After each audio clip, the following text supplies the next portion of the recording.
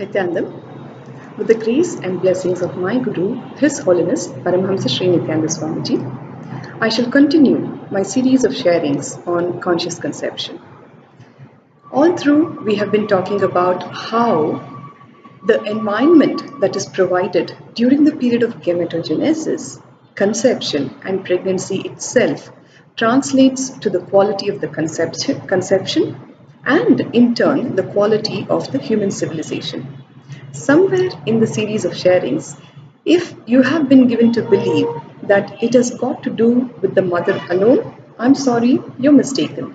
The father has an equally important role to play. After all, the conceptus shares 50% of its DNA from the father. We are talking about a very empowered state where you are no longer a victim to your genetic endowment. It is in your capacity to provide the right environment for yourself and in turn for your baby, so that it is in your capacity to switch on the right genes and suppress the wrong genes or switch off the wrong genes. You can express the right genetic endowment and you can suppress the one that is not needed.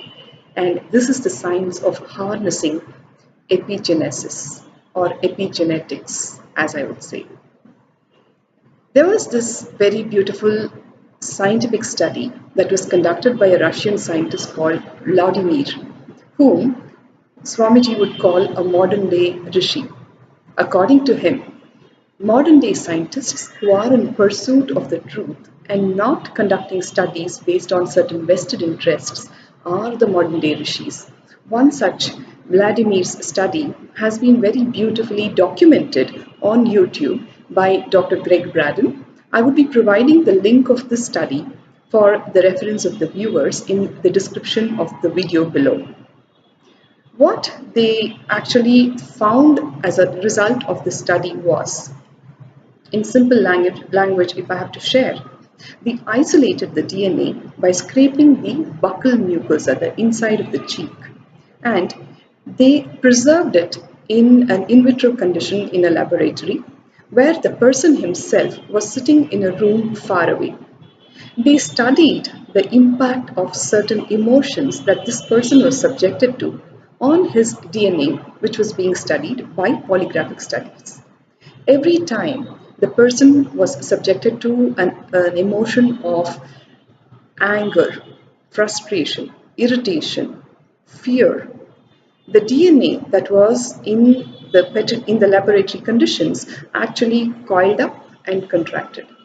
Whereas when he was in a space of gratitude, joy, happiness, and love and compassion, the DNA actually elongated and relaxed.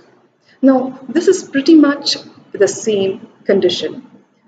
Even though the conceptus itself is not physically connected to the father anymore, it still has that connection of the DNA inheritance that it has from the father. So irrespective of where the father is, he could be in the same house as with the pregnant mother, or he could be on a deputation 500 miles away. Every single life situation that he goes through and his emotions, his perceptions, his way of responding, his incompletions, his patterns, his perceptions, all of this form the basis of the biomemories that are getting laid in the baby's body. What exactly are biomemories? Keep tuned to know more about all this in my upcoming videos. But for today, I would like to leave you with this understanding that both the father and the mother have an equally important role to play in the field of conscious conception and conscious pregnancy. And that is why, as a part of the End Pregnancy Care program, when the couples enroll for the program, we insist that both of them practice all these sacred knowledge, the sacred techniques, and the very beautiful meditation and other processes that have been designed by Swamiji and which has its source in the Veda Upanishads. I thank you all for tuning in to this video, and I also request you that if you feel connected to what is being shared, to please subscribe for the channel, like and share for the benefit of humanity. Do leave in your comments and queries in the comment section below, and I'll be more than happy to clarify them for you. Thank you all once again. Nityananda.